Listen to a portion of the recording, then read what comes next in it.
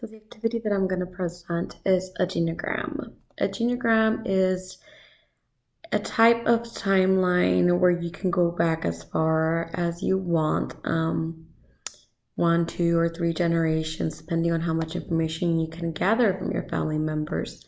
What this genogram does is it allows you to identify biological and interpersonal relationships and patterns in your family and in your past generations.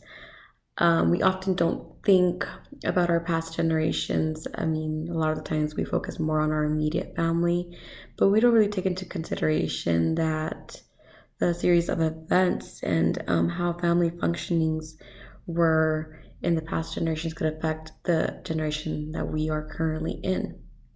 So, the purpose of the genogram is to identify those patterns that have come across all our family and our past generations, how they function together, major events, losses, alcohol, drug use, history with separation, marriage, culture is a big one too.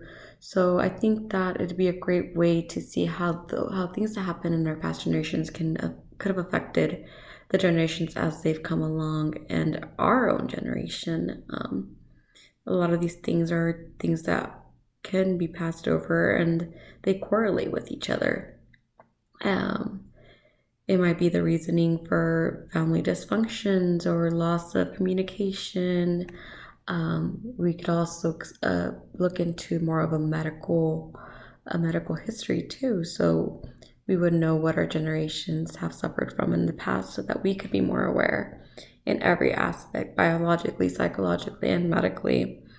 So in this activity, so you're gonna create a genogram, which is sort of a timeline. There are specific symbols that identify different things such as gender, divorce, marriage. There are emotional symbols that you could utilize, and you make your own table.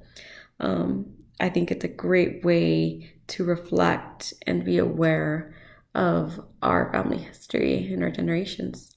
I think that everybody should go through this, but for us that are a little bit on the younger side, I think it is important to get into communication with our family members.